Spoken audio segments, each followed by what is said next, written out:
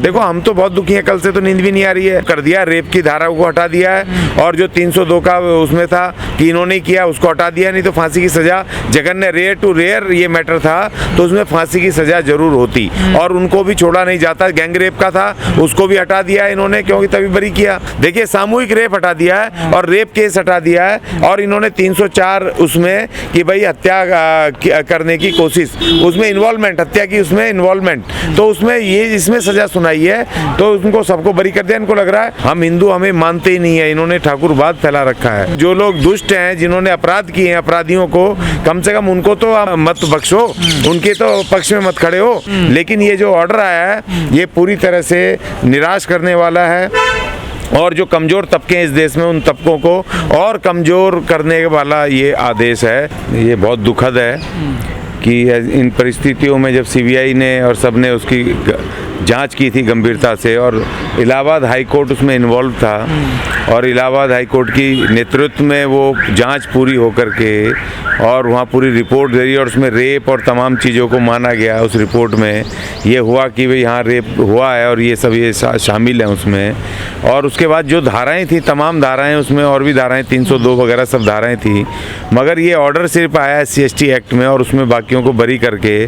एक उसमें संदीप नाम के एक उसको लड़के को, उसको जो मुख्य अभियुक्त है उसको उम्र कैद की सज़ा और 50,000 रुपये का जुर्माना दिया है। तो वो एक बहुत दुखद है कि बाकियों को छोड़ना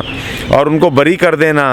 और जबकि इन्वॉल्वमेंट थी उनके साथ, क्योंकि आखिरी जो पीड़िता है मनीषा, उसका आखिरी समय का उसका वो भी स्टेटमेंट भी है लास्ट को, जिसको ज़्यादा वैल्यू दी जाती है कि मरते समय आदमी ने अपनी आखिरी जो स्टेटमेंट दी है उसको, उस स्टेटमेंट को भी इस कोर्ट ने नज़रअंदाज कर दिया पूरी तरीके से। तो ये बहुत ही दुखद है। इसके खिलाफ अब आगे लड़ाई शुरू होगी, आगे जाएंगे, हाई कोर्ट सुप्रीम कोर्ट लड़ाई होगी, वहाँ तो कोर्ट में न्यायालय पे भी होगी और अब हमें राजनीतिक लड़ाई सड़कों पे भी लड़नी पड़ेगी, क्योंकि उनकी जो भाभी है, मनीषा की भाभी का जो स्टेटमेंट है बहुत ही भावनात्मक और बहुत ही वो ऐसा है कि दिल को हिला देने वाला, दिल दिमाग को, कि जिन लोगों को हम हिंदूवाद के नाम पर हम शक्ति दे करके उनको भगवान के नाम पे, राम के नाम पर, मंदिर के नाम पे, धर्म के नाम पर और इसके नाम पर, हिंदूवाद के नाम पर वोट डाला हमारे लोगों ने, सरकारें बनाई और आज वही लोग हमारा दमन कर रहे हैं, हमारा शोषण कर रहे हैं। उनकी भाभी ने, उस महिला ने कह दिया, बिल्कुल क्रुद्ध होकर के कह दिया कि हम हिंदू नहीं हैं, हम हिंदू हमें मानते ही नहीं है, इन्होंने ठाकुरवाद फैला रखा है और उन्होंने कहा जातिवाद पूरी तरह फैला हुआ है। हम वोट हमसे ले रहे हो भाई तुम, है ना, शक्ति हमारी ले लेते हो, जब हमें तुम्हें वोट चाहिए होता तो हमारे घरों में रोटी खाने आते हो, हमारे लोगों को पहलवान जी और फलाने जी और ढिकड़े जी बोल बोल करके वोट ले लेते हो, हिंदूवाद का नारा लगवा करके, राम का नारा लगवा करके, मंदिर और धर्म का नारा लगवा करके, और उसके बाद तुम हमारे लोगों को जुल्म करते हो, न्याय भी नहीं देते हो। जो संविधान में हमारा प्रोसेस में न्याय है, प्रक्रिया में न्याय हमारा अधिकार है, कम से कम वो तो दे दो। कम से कम जो लोग आरोपी लोग हैं किसी भी जाति धर्म के हों, जो लोग दुष्ट हैं जिन्होंने अपराध किए हैं, अपराधियों को कम से कम उनको तो आप मत बख्शो, उनके तो पक्ष में मत खड़े हो। अब मैंने तो लिखी कल चिट्ठी की, चलो एक को तो दोषी माना, एक को तो उम्र कैद हुई है, तो मैंने कल चिट्ठी लिखी है योगी आदित्यनाथ जी को, मुख्यमंत्री यूपी, कि भैया अब इसको तो दोषी दे दिया कोर्ट ने और जाकर के अब भेजो बुलडोजर, तोड़ो इसका घर, मिट्टी में मिलाओ इसके घर को। ये एक तरफा थोड़ी है। तो जो तुम दूसरों को, जिनको कोर्ट ने दोषी भी नहीं करार दिया, जिनके खिलाफ ठीक से मुकदमे और जांच भी नहीं हुई, उनके तो तुमने घर तोड़ने शुरू कर दिए। अब इसको तो पूरी तरीके से कोर्ट ने पूरे 2 साल की विवेचना के बाद एक आदमी को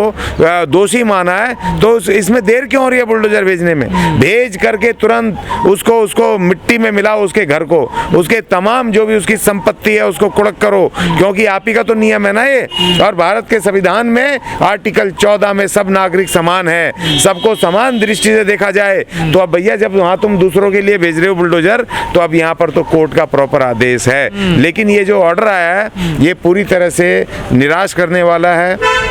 और जो कमज़ोर तबके हैं इस देश में उन तबकों को और कमज़ोर करने वाला ये आदेश है, जो कि हम उसकी निंदा तो नहीं कर सकते, क्योंकि कोर्ट का ऑर्डर है। अब हमारे पास हाई कोर्ट, सुप्रीम कोर्ट है, वहाँ इसको चुनौती देंगे, चैलेंज करेंगे, मगर हमें राजनीतिक लड़ाई भी साथ साथ लड़नी पड़ेगी। लेकिन देखिए पूरा मामला जो हाथरस बेटी के साथ हुआ कि रेप हुआ, गैंग रेप हुआ, फिर उसकी हत्या हुई, इसे मारा पीटा गया, लेकिन रेप जैसा तो इसमें कोई चार्ज नज़र नहीं आया जो इन्होंने सज़ा सुनाई है इसमें। देखिए जो FIR हुई थी उसमें सारी धाराएं थी, लेकिन जो जो इन्होंने जो आदेश दिया है उनमें 304 में वो जो हत्या का मामला है, उसके हत्या करने का वो, और दूसरा उसमें SC/ST एक्ट में उसमें इन्होंने, क्योंकि महिला वो SC से है तो SC/ST एक्ट में उसमें इन्होंने वो कर दिया, रेप की धारा को हटा दिया है। और जो 302 का उसमें था कि इन्होंने किया उसको हटा दिया, नहीं तो फांसी की सज़ा, जघन्य रेयर टू रेयर ये मैटर था तो उसमें फांसी की सज़ा जरूर होती, और उनको भी छोड़ा नहीं जाता। गैंग रेप का था उसको भी हटा दिया है इन्होंने, क्योंकि तभी बरी किया, बाकियों को गैंग रेप नहीं हुआ है उन्होंने उसको भी हटा दिया है। तो जो जितनी भी धाराएं थी उन धाराओं को उन धाराओं से बरी करके 304 न्याय मिल गया नहीं मिला ना। देखो हम तो बहुत दुखी हैं, कल से तो नींद भी नहीं आ रही है। कल से हम लगे हुए हैं भेजने पर, चारों तरफ हम कर रहे हैं, फ़ोन कर रहे हैं, भेज रहे हैं कि अब इसको आगे हमें लड़ना पड़ेगा। कोर्ट की लड़ाई कोर्ट में चलेगी, और अब ज़मीन की लड़ाई, अब राजनीतिक लड़ाई भी चलेगी, क्योंकि अब इनको, इन मनुवादियों को अब हमें इस सत्ता से हटाना होगा हर हालत में, क्योंकि अब राजनीति खाली न्याय की लड़ाई कोर्ट से नहीं चलेगी। कोर्ट भी तो इन्हीं के इंस्ट्रूमेंट है ना, क्योंकि इन्हीं के लोग बैठे हैं, वो घुमा फिरा करके, क्योंकि उनके दिमाग में भी कहीं ना कहीं जाति बैठी हुई है। तो इसी तरह हमें तो सबसे कमज़ोर वर्ग हैं, कमज़ोर तबके हैं, तो हमें भैया अब सत्ता, क्योंकि जनसंख्या हमारी है, सत्ता इससे पहले संविधान खत्म करें, ये हमें इनको सत्ता से बेदखल करना होगा। जैसे उसके भाभी का बयान आया, हाथरस की बेटी की भाभी का, वो कह रही है कि हम हिंदू नहीं है, क्या क्या कहना चाह रही हैं? नहीं, वो दुखी होकर कह रही थी कि भाई हमें न्याय नहीं मिला है, और यहाँ ठाकुर बात कर दिया है, ठाकुर वहाँ जा रहे हैं, हमारे लोग जा रहे हैं, तो उनको वहाँ पर कोर्ट में भी गालियाँ बक रहे हैं, वहाँ पर कोर्ट में धमका रहे हैं। वकील ने, हमारी जो वकील है, उन्होंने बहुत बार उसकी शिकायत दर्ज करी, कोर्ट के सामने भी कहा, वहाँ खुले रूप से धमकियाँ दे रहे थे कि जो तुम्हें करना है, वहाँ पूरी गुंडागर्दी की है। इसका मतलब ये है कि आरोपी के साथ जो अपराधी है उसके साथ तमाम लोग, जातिगत लोग खड़े हैं। अगर आरोपी, देखिए मनुस्मृति में ये तो लिखा है कि अगर अपर कास्ट का आदमी कोई अपराध कर दे या निम्न वर्गीय महिला के साथ, शूद्र महिला के साथ अगर रेप कर दे, तो वो पश्चात उसको सजा नहीं देनी है, वो प्रायश्चित करके अपनी गलती मान ले, बस उसको छोड़ दो। लेकिन अगर कहीं शूद्र वर्ण का आदमी और कहीं अपर कास्ट की महिला के साथ कोई रेप वगैरह व्यभिचार कर दे, तो उसको सूली पे लटका दो, हाथ काट दो, पैर काट दो, बिल्कुल मार दो, कत्ल कर दो। तो ये उसी इस भारत के संविधान को ना लागू करके, ये उसी मनुवादी व्यवस्था को, क्योंकि इनको पता है विक्टिम जो है वो कमजोर वाल्मीकि परिवार की, ऐसी अनुसूचित जाति परिवार की है, उसको तो ये सबसे कमजोर मानते हैं, हीन मानते हैं। और जो आरोपी हैं वो ठाकुर समाज के हैं, वो अपर कास्ट के हैं, तो उनको बचाने के लिए इन्होंने मामले में तो CBI जांच हुई थी पूरे मतलब। अब देखो इस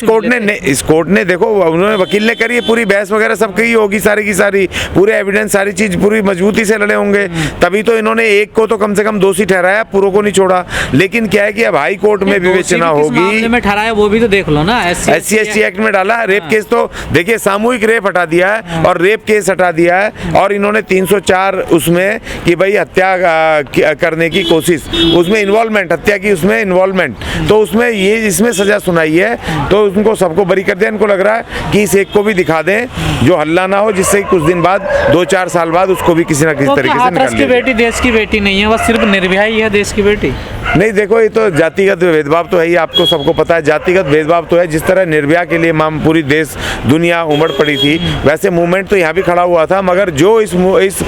उसके अंदर प्रेशर होना चाहिए था इन जजों के ऊपर, जो कोर्ट न्यायालय के ऊपर जो प्रेशर होना चाहिए था, वो प्रेशर नहीं था, क्योंकि निर्भया अपर कास्ट से थी, और ये जो लड़की हमारी, ये बिल्कुल इस देश की लोअर कास्ट, जो अनुसूचित जाति में आते हैं, तो इसीलिए वो देश की बेटी ना होकर के अनुसूचित जाति की बेटी थी, और वो निर्भया तो अपर कास्ट थी, तो उसके साथ न्याय होना बहुत जरूरी था। तो क्या अभी हाई कोर्ट में चैलेंज किया जाएगा इस ऑर्डर को? देखो उनकी भाभी ने भी कहा, और हम भी कह रहे हैं, हम भी बिल्कुल जाएंगे, वहाँ हाथरस जाएंगे, और पूरी जो भी कोशिश होगी, जो भी हमारे पास जो हम कर पाएंगे हाई कोर्ट में, इलाहाबाद हाई कोर्ट में, उस याचिका डालने के लिए हर तरह की हम कोशिश करेंगे। वहाँ जा करके पूछेंगे भी, जो जिस चीज़ें संसाधन चाहिए, हम यहाँ चाहे जो मर्जी करें, पैसे जमा करें, कुछ भी करें, हम हाई कोर्ट में उस परिवार को मदद करेंगे। हाई कोर्ट में केस अपील होगा, और अगर हाई कोर्ट से भी अगर न्याय नहीं मिला, तो भारत का सुप्रीम कोर्ट दिल्ली में ही है, सुप्रीम कोर्ट में भी हम जाएंगे, सुप्रीम कोर्ट तक जाएंगे। और दूसरी तरफ हम राजनीतिक लड़ाई लड़ेंगे। अब इन मनुवादियों को उखाड़ फेंकने के लिए